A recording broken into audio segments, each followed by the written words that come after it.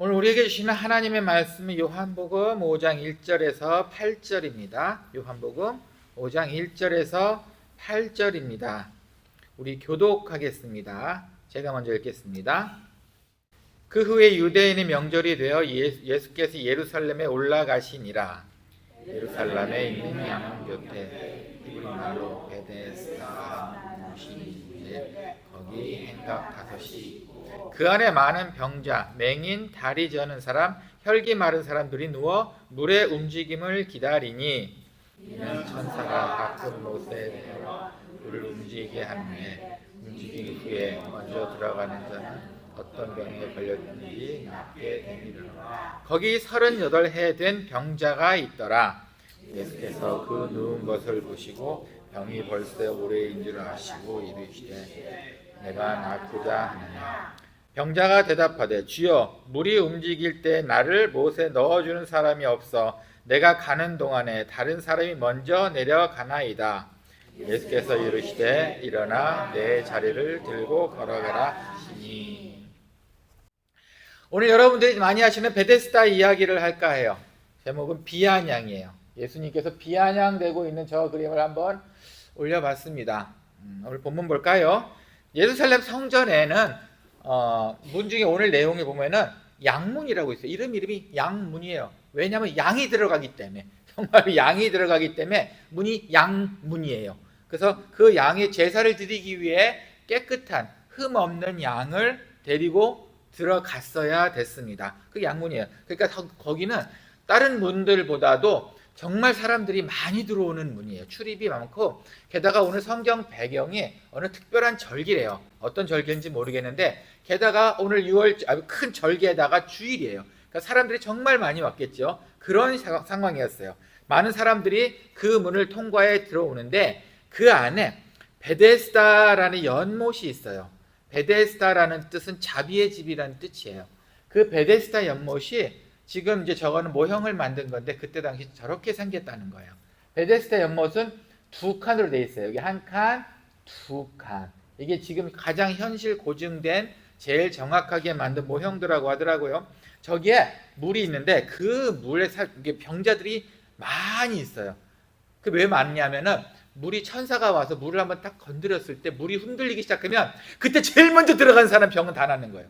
어떤 병이든지 제일 먼저 후다닥 하고 뛰어들어간 그러니 그거를 기대하기 위해서 모든 사람들이 그 쭉 물가에 있는 거예요. 그 오늘 말씀 중에서 조금 이상한 말이 있었는데 양문에 무슨 잠시만요.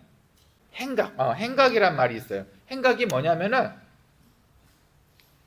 여기가 물이 있는 데고 행각이 여기예요. 벽 없는 그냥 지붕. 그냥 벽 기둥 몇 개 세워놓고 지붕한 걸 행각이라고 그래요. 이걸 5개라고 표현하더라고요. 하나, 둘, 셋, 넷, 가운데 5. 이렇게 5. 그러니까 5군데 이렇게 내올려 있으니까 그쪽에 있다가 이제 물이 요동한다 싶으면 얼른 뛰어 들어가야 되는 거예요. 그런 상황이었습니다. 근데 참 신기하죠? 양이 들어가는 흠 없는 문, 양문에는 흠 많은 병자들은 다 거기에 있었어요. 그것도 아이러니하죠. 어쩌면 그것도 하나님 마음에 안 들으셨을 수도 있었을 겁니다. 그곳에 오늘의 주인공인 38년 된 병자가 있었습니다. 그 병자가 저기서 기다리고 있더니 예수님께서 오셔서 네가 정말 낫기를 원하느냐? 라고 이야기를 하세요. 네가 낫기를 원하느냐? 그러자 그 병자가 이렇게 얘기합니다.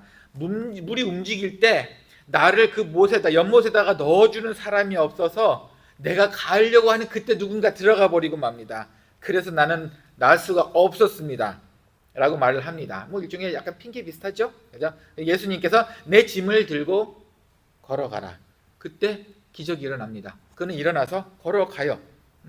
그리고 나서 예수님께서는 그 사람 많은데 또 행여 웅성웅성 사람 고쳤다 소란 있으실까봐 먼저 나가셨습니다. 근데 이 병 나은 병자는 누가 자기를 고쳐줬는지 기억을 못해요. 몰라요.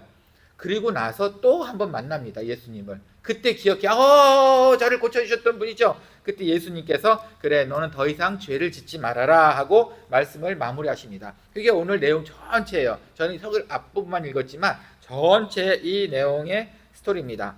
베데스다 병자에게 다가오신 예수님, 좀 우리 삶에도 좀 다가오셨으면 좋겠어요. 그래서 딱 말씀만으로 치유 좀 해주셨으면 좋겠고 기적이 좀 일어났으면 좋겠어요. 그래서 오늘 이 병자를 통해서 하나님께서 우리에게 무슨 말씀하시는지 한번 들어봤으면 좋겠습니다. 먼저는 예수님의 접근법이에요. 예수님의 접근법. 소망이 없는 사람에게 너 낫기를 원하니? 자, 이거 긍정적인 말로 들립니까? 비아냥으로 들립니까? 뻔히 보이는데 뻔히 아픈 사람 38년 된 오빠도 그냥 예수 성경에도 나와 있어. 오래 병자 된 것처럼 보이는 그 사람한테 너 낫기를 원하니? 놀리는 거 아닙니까? 비아냥거리거나. 응? 근데 왜 알면서 그걸 또 물어보셨을까요? 예수님께서는 여러분 상태를 늘 한번 확인하시기를 원하십니다. 여러분의 입술로 나오는 그걸 정말 확인하시기를 원하세요. 어쩌면은 우리의 소망, 그 언젠가 가졌던 그 뜨거운 소망들이 없어지고 그 소망인지 뭔지 그냥 내가 이렇게 사는 게 맞는 건지 시들해졌을 때 예수님께서 어쩜 이렇게 말씀하실 수 있어요. 너 괜찮니?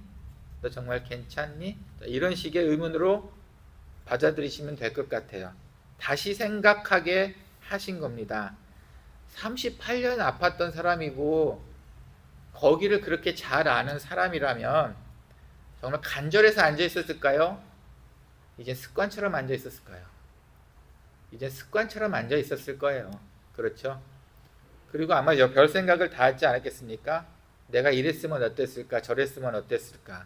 그 습관처럼 열정이 식었을 때 예수님께서 물어보시는 거예요. 너 정말 낫기를 원해? 아유, 이제는 38년 동안 아프니까 내가 여기 왜 있는지도 모르겠어요. 너 낫기를 원해? 네. 생각해보니 정말 나 낫기 원하는 것 같아요. 예수님께서 여러분한테 늘 단순한 질문하십니다. 그때 원하시는 건 여러분 마음에 정말 열정이 있냐 이거예요. 정말 그 생각이 아직도 갖고 있냐 이거예요. 그 간절함 아직도 보고 싶은데 그게 너한테 아직 그 마음에 살아있을까? 너 너무 타성에 젖은 삶 살고 있는 거 아니야? 라는 질문이시기도 합니다. 마당교회도 이제 여러분들 중 컴퓨터를 몇 명한테 줬어요. 근데 그 중에 한 명이 유난히 생각나요. 이 아이는 컴퓨터를 너무 갖고 싶었나 봐요. 똑같은 질문했어요. 나한테 갖고 싶다고 얘기했어요. 근데 컴퓨터를 이미 난 가져왔어요. 그리고 나서 얘한테 물어봤습니다. 너 정말 컴퓨터 갖고 싶니? 왜 물어봤을까요? 왜 물어봤을까요? 이미 줄 마음이 돼 있었어요. 저는 이미 준비가 돼 있었다고. 이건 주면 되는 거예요. 그런데 나도 모르게 한 번 더 물어보게 되더라고요. 너 정말 갖고 싶니? 아마 그게 아니었을까 싶어요. 근데 이 컴퓨터가 지금 애들이 워낙 그 못 사는 애들이다 보니까 함부로 자기는 함부로 하지 않았는데 뭐 주위에서 뭐 올려놓고 막 이러는 바람에 모니터에 구멍이 몇 개가 났어요. 그래서 이렇게 그 액정이 나갔어요. 다 나간 게 아니고 어설프게 나가가지고 그 뒤에 글을 쓴 거를 보려면 이렇게 눈을 이렇게 뭐 습관적으로 그렇게 되는 것 같아요. 화면을 왔다 갔다 하고 어떻게 그렇게들 봅니다. 그래도 잘 쓰고 있어요. 자, 그러니 그 다음에 저의 질문은 또 뭘까요? 너 다른 컴퓨터 갖고 싶니? 나오지 않겠습니까? 하나님의 그 모습이 아닐까 싶어요. 여러분들한테 뭔가 원하시는 게 있나 봐요. 또 물어봅니다. 너 정말 낳고 싶어? 네, 낳고 싶어요. 그런데 전 이렇게 행복하게 기다리고 있어요. 너 정말 낳고 싶구나. 너 정말 가지고 싶은 거 있니? 네, 정말 갖고 싶은 거 있어요. 그동안 잊어버렸는데 하나님께서 말씀하시니까 이제 생각났어요. 자, 이 간절함을 원하시지 않을까요? 하나님의 질문은 여러 가지 복잡하지 않습니다. 정말 단순합니다. 그 단순함에 우리는 빨리 하나님의 뜻을 알아채셔야 될 것 같아요. 예수님의 질문은 다시 한번 예전에 그 여러분이 갖고 있던 사랑, 열정, 그 전에 갖고 있던 그 뜨거운 소망을 확인받고 싶으셨던 것 같아요. 또 말씀드리지만 이미 주기로 결정하셨기 때문에 물어보시는 겁니다. 줄 생각이 아예 없으면 생각도 안 하죠. 너 뭐 갖고 싶니? 주실 마음이 있는 거 아니에요. 그렇죠. 단순한 질문하는 답이 있는 것 같아요. 그런데 반면에 이 병자에 한번 대답을 한번 봅시다. 뭐라고 합니까? 너 낫고자 하니? 라고 했을 때 그게 말이에요. 지금 아무도 나를 물가로 데려가 주지를 않아요. 이렇게 핑계 아닌 핑계를 댑니다. 하나님께서 여러분들한테 너 정말 가지고 싶니?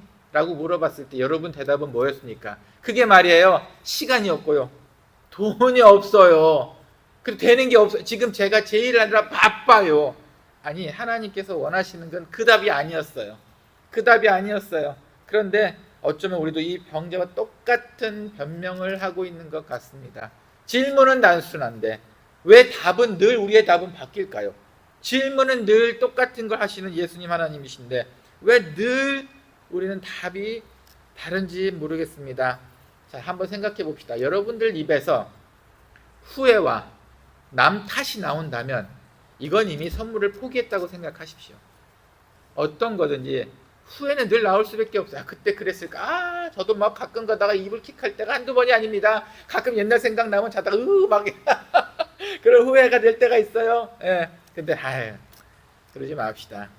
근데 한편으로 생각해 봤어요. 여기까지는 모든 분들이 생각하시는 그 핑계장이 환자였던 것 같아요. 근데 저는 조금 더 생각을 다르게 해봤어요.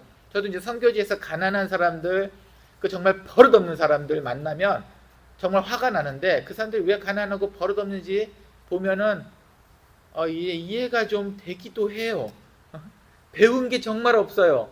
할머니 할아버지 밑에 사는 애가 정말 배운 게 없어요. 예절이라고는 없어요. 교회 와서 제 눈에 예쁜 행동을 할까요? 아니에요. 정말 배운 게 없어요. 이해가 돼요. 걔는 할머니 할아버지가 있지만 할머니 할아버지 신경도 안 쓰고 걔가 뭘 하는지 관심도 없어요. 그냥 먹여주고 그게 끝인 거예요. 이런 애들한테 예의를 바란다는 게 어마어마한 정말 사치 같았어요. 그런 시각으로 이 환자를 한번 다시 봤습니다. 이 사람한테 또 왜 이렇게 핑계를 댔을까? 이러지 않았을까 싶어요. 제가 인터넷에서 한번 봤던 재미있는 유튜브에서 봤던 이야기예요. 이분은 로또에 아주 미쳐 계세요. 그러니까 로또도 또 확률이라고 생각을 하셔서 그런지 이분은 매주일 통계를 내요. 근데 그 통계를 낼 때 무슨 숫자가 몇 번 나오는지로 끝나지 않아요. 오늘 날씨가 몇 도였는지까지 가요. 비가 왔는지 안 왔는지까지 정확하게 가시는 계시는.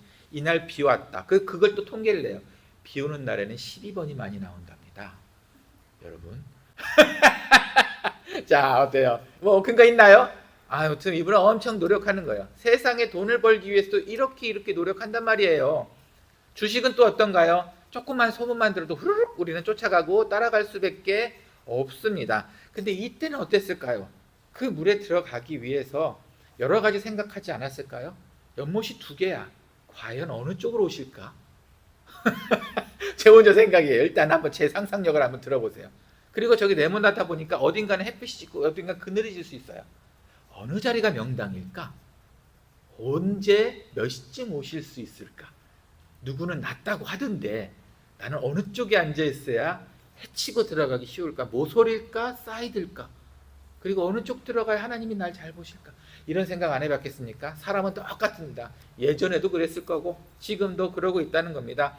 제가 보기에는 이 환자가 그냥 가만히 누워있다가 예수님께 한탄한 사람은 아니고 많이 노력했던 사람 같아요. 그렇기 때문에 예수님이 이를 지켜보지 않으셨을까라는 혼자 상상을 하게 됩니다. 아마 이 병자의 과거를 보시고 마음의 간절함을 보셔서 예수님이 굳이 그 사람한테 찾아간 거 아닐까요? 병자 엄청 많았어요. 꽉 차 있었어요. 큰 명절 앞두고 사람들 제일 많이 오는 주일날이었어요. 그러니 왜 그 병자냐 이거예요. 그 게으른 그 병자를 예수님께서 찍으셨을까요? 저는 그렇다고 생각 안 해요. 뭔가 있었기 때문에 이를 택하시고 너 낫기를 원하느냐 직접 와서 말씀을 하셨다고 생각이 듭니다. 저번 주에 제가 마당교 얘기하면서 불난집 얘기 한번 했었죠. 그쵸? 싹 불탔다고. 그래서 7집이 다 불탔어요. 근데 거기에 사는 우리 성도가 있어서 제가 신방을 갔다 그랬잖아요. 이 성도가 너무 교회를 열심히 나와서 사실은 이 친구한테 저희가 집을 져주려고 만날 때마다 그랬어요. 땅 좀 알아봐. 땅 좀 알아봐. 땅 좀 알아봐. 근데 그 사람의 답은 늘 이거였어요. 없어. 나 늘 갔는데 없어. 정말 없어. 난 집을 짓기를 원하는데 정말 없어.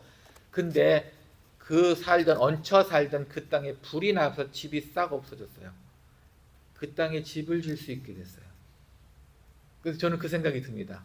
우리는 그 사람 보고 게으르다고 얘기를 했는데 어쩌면 하나님께서 그 사람의 간절함을 보셨나?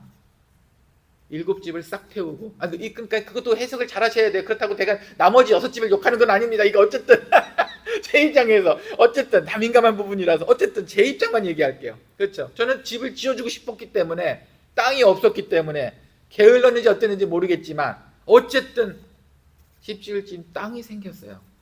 와, 이것도 한번 돌아보고 나니까 제가 조금 부끄러웠습니다. 하나님께서는 지어주고 싶으셨나 보다. 정말 하나님께서는 지어주고 싶으셨나 보다. 나는 그 사람이 하도 게을러서 이제는 그 집 질 거면 내 딴 집 지어준다, 이렇게까지 입으로 얘기했는데 하나님이 지어주고 싶으신가 보다 라는 생각이 들었어요. 어떤가요, 여러분? 우리는 상태가 어떤가요? 어쩌면은 하나님께서는 그 마지막 정말 포기 단계, 완전히 나 이제 정말 기법이야, 딱 끝났어 라고 하는 그 시점에서 하나님께서 물어보시지 않을까요? 우리가 더 이상 의지할 거 없을 때, 그때 와서야 물어보지 않을까요? 네가 낳고자 원하느냐? 네가 살고자 원하느냐? 네가 그걸 갖고자 원하느냐? 이거는 행위로 되는 게 아닙니다. 오직 은혜로밖에는 이해할 수가 없어요. 은혜밖에는 없습니다. 베드로 예수님 배신하고 3번 부인하고 거의 쫓겨다시피 그렇게 살다가 결국은 예수님께서 진짜 네가 양을 쳐야겠다. 그때 베드로는 뒤집어졌어요. 다시는 그 짓 안 합니다. 다시는 배신 안 합니다. 막판까지 갈 때 예수님께서 그 질문은 정말 가슴을 찌릅니다. 푹 찌릅니다. 근데 우리는 어떤가요? 아직도 우리의 방법을 찾고 있지 않은가 생각이 듭니다. 그것만 내려놓으면 예수님께서 직접 우리한테 말씀하시지 않을까요? 네가 낳고자 원하느냐? 오직 은혜로밖에 될 수밖에 없는 경우들이 많습니다. 두 번째요. 기적은 어쨌든 불가능한 상황에서 일어납니다. 그러니까 기적이라고 하겠죠. 예수님께서는 그에게 불가능한 명령을 하셨어요. 일어나래요. 아니 38년간 누워있는데 일어나래요. 그런데 따르고 일어났습니다. 그것도 불가능한 상태에서 기적이 일어난 거죠. 근데 오늘 내용에서 사실은 일어나지 못한 사람이 일어났다는 것도 기적이긴 하지만 사실 시대적인 배경도 있어요. 이때는 예수님께서 저렇게 말씀하시는 안 되는 날이었어요. 유대인 법에는, 왜냐면 예수님이 왜 죽임을 당했고 미움을 당했냐면 유대인 법에는 노동, 일하는 거에 대한 39가지 법이 있어요. 일을 하면 안 돼요. 주일날에 일하면 안 돼요. 뭘 옮기거나 이것도 안 돼요. 걸음걸이도 한 몇백 미터만 걸을 수 있어요. 저 걸으면 안 돼요. 이 일로 포함이 되기 때문이에요. 이때 당시 예수님께서 사람 살리는 일을 하셨어요. 저거 하면 안 되는 거예요. 게다가 예수님은 하면 안 되는 걸 또 하셨어요. 그 사람한테 네 짐을 지고 가라고 했어요. 네 자리를 들고 네가 있었던 그 짐을 지고 가라고 해요. 이거 안 돼요. 노동이에요. 노동. 이렇게 하면 안 돼요. 이게 기적이라는 거예요. 이걸 하면 안 되는 시대 때 했다는 거예요. 왜 이걸 보여주셨냐면 예수님께서는 안식일의 주인이라는 걸 스스로 보여주시기 위해서 그걸 하셨어요. 주인이 예수님인데 그게 누구를 위한 법인데, 예수님을 위한 법이라면 예수님께서는 그거를 안 받아들이셔도 되는 거 아닌가? 오해가 있지 않았을까? 그렇죠? 그래서 예수님께서는 안식일의 주인임을 나타내기 위해서 어떻게 보면 세상의 법을 약간 깨시는 듯한 행동을 합니다. 그거는 잘못하면 오해의 소진이 있을 수 있어요. 근데 예수님이 안식일의 주인이시기 때문에 가능했던 겁니다. 제가 최근 이제 저번 주에 말씀 코딩을 하다가 여러 가지 이제 저 혼자 할 수가 없으니까 어쨌든 저도 이제 챗GPT라든가 이걸 켜놓고 해요. 그리고 물어봅니다. 근데 두 번에 좀 황당한 사건이 있었어요. 한 번은 열심히 물어봤어요. 그랬더니 그 챗GPT가 저한테 이런 식으로 얘기했는데 그만 물어보고 하지. 아니 계속 저한테 할까요? 이 계속 이제는 내가 계속 이제 내 다음 진행을 하기 위해서 계속 물어봤어요. 근데 왜냐하면 잘못 시작하면 바꾸기가 힘드니까 귀찮아도 여러 번 물어보고 옳은 길을 가야 되기 때문에 계속 물어본 거예요. 너 그거 맞아? 근데 이렇게 하면 어때? 계속 대답을 하면서 다음 거 하지? 다음 거 빨리 가지? 계속 저한테 이러는 거예요. 조금 화가 났어요. 되게 처음에는 미안했어요. 미안해도 되나 싶어. 너무 내가 많이 물어봤나? 얘가 싫어하나 보다 라는 생각까지 들었어요. 근데 그건 생각해보니까 내가 물어볼 수 있지. 실수 안 하기 위해서 내가 너한테 물어보는 거야. 그때 이제 또 알아듣는 척하고 또 답이 왔어요. 아주 첫 번째는 그 사건이고, 두 번째는 또 엊그제 있었던 일이에요. 한참 또 뭔가 또 검색하기 위해서 이제 열심히 쳤습니다. 그리고 나서 이거는 내가 봐도 좀 아닌 것 같아. 그래, 없던 계획으로 하자. 그건 좀 어렵겠다라고 썼어요. 그리고 또 뭔가 한참 얘기하다가 또 제가 이것도 아닌 것 같다. 없던 일로 하자. 그래서 그냥 또 그 내용을 멈추고 다시 원점으로 돌아왔어요. 이제 그러고 또 채팅을 하고 있는데 이제 지가 먼저 그래요. 이거 중요하지 않으니까 하지 맙시다. 저는 그게 너무 황당했어요. 아니 네가 어떻게 그런 말을 해? 내가 결정할 건데 나한테 중요해. 너한텐 안 중요할 것 같지만 나한텐 중요해. 그걸 그렇게 중요하지 않는 부분이니까 넘어갑시다. 저는 거기에 또 정말 놀랐어요. 근데 제가 말씀드리고 싶은 내용이 이거예요. 챗GPT는 저랑 얘기하다가 저를 파악한 거죠. 그렇죠? 제가 몇 번 이렇게 이야기를 캔슬 놓고 리젝하다 보니까 이 사람은 이 정도 해도 되나 보다라고 파악을 했기 때문에 이렇게 지가 이제 먼저 얘기를 하는 거예요. 중요하지 않은 것 같아, 지 생각에는. 그냥 넘어가죠. 정말 뜨끔했습니다. 하나님의 법이 그랬다는 거예요. 이때 당시 안식일법, 노동법. 하나님께서 이거를 원하셔. 하나님은 그 생각이 아니에요. 어쨌든 몇 가지 보여줬던 구약의 사건들을 통해서 사람들은 하나님에 대한 오해를 하고 있었던 거예요. 그걸 바로잡기 위해서 바로 예수님이 오셨던 겁니다. 그래서 또 그 자리에서 기적을 보여주셨던 거예요. 여러분, 기적을 기다리십니까? 기적이라는 말 자체가 불가능해서 가능하게 되었기 때문에 기적이라고 생각을 합니다. 그게 또 맞는 말이겠죠. 근데 불가능하신 일을 가지고 계시니까 그건 또 우리의 생각일 뿐입니다. 하나님 눈에는 모든 게 가능하십니다. 기적을 맛보기 위해서는 하나님께서 원하시는 일단 명령을 따르셔야 될 것 같아요. 이 병자는 예수님이 하라는 말을 듣고 일어났습니다. 여기서 재미있는 사건이 또 숨어 있네요. 제가 계속 말씀드렸습니다. 사람이 정말 많은 곳이었어요. 특별한 날이었어요. 예수님이 일어나라고 했어요. 자기는 일어나 본 적이 없던 아주 힘든 사람인데 그걸 일어났다가 못 일어나게 되면 그 창피함을 어떻게 할 건데, 그 사람들 많은데, 그 부끄러움은 누구 몫인데. 그런데 이 병자는 일어났다는 거예요. 했다는 거예요. 가끔 하나님께서 명령을 하십니다. 그런데 우리 마음속에 이거는 부끄러워서 안 될 것 같아. 이거는 이래서 안 될 것 같아. 저래서 안 될 것 같아. 여러분, 기적 보기 힘듭니다. 그럴 때 기적은 일어나지 않습니다. 이 병자는 자기의 쑥스러운 부끄러움, 남들의 시선까지도 다 물리치고 일어났기 때문에 기적을 볼 수 있었습니다. 자, 이야기를 맺읍시다. 여러분은 예수님의 당연한 질문을 혹시 비아냥으로 듣고 계십니까? 아니면 소망을 가지기를 원하는 간절함으로 듣고 계십니까? 우리의 처한 불가능한 상황은 어떤 건가요? 정말 하나님 앞에서도 불가능할까요? 하나님께서 우리에게 요구하는 불가능한 것들은 무엇일까요? 자, 따를 준비가 되어 있으십니까? 그렇다면 우리에게 일어날 기적을 위해서 우리가 이제 어떤 것을 내려놔야 될지 생각해 봅시다. 기적을 맛보시고 싶다면 여러분 하나님과의 관계, 그 양심 속에서 내려놔야 될 게 뭘지 여러분 한번 생각해 봐야겠습니다. 함께 기도합시다. 주님 감사합니다. 오늘도 예수님의 기적을 통해서 저희에게 기적이 일어날 가능성을 보여주셨습니다.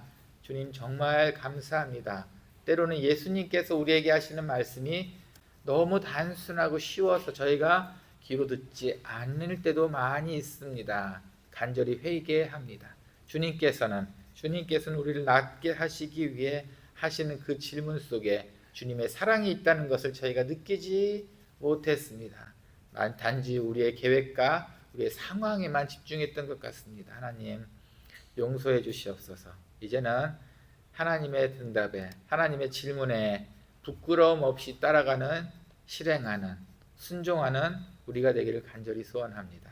우리에게 힘을 주시옵소서. 주님 감사합니다. 예수님의 이름으로 기도합니다. 아멘. 이제는 주 예수 그리스도의 은혜와 하나님의 사랑과 성령의 감화 감동 교통하심이 하나님의 뜻을 따르기를 소원하는, 그리고 하나님의 세밀한 음성을 기쁨으로 받아들이기를 소원하는 우리 사랑하는 은총교회 성도님들 머리 위에, 그리고 아직 불가능을 포기하지 않고 주님을 바라보며 살기를 소원하는 사랑하는 은총교회 성도님들 머리 위에, 그리고 졸업을 통해 더 넓은 세상을 꿈꾸는 혜원이와 인서의 머리 위에 이제로부터 영원히 함께 있을지어다. 아멘.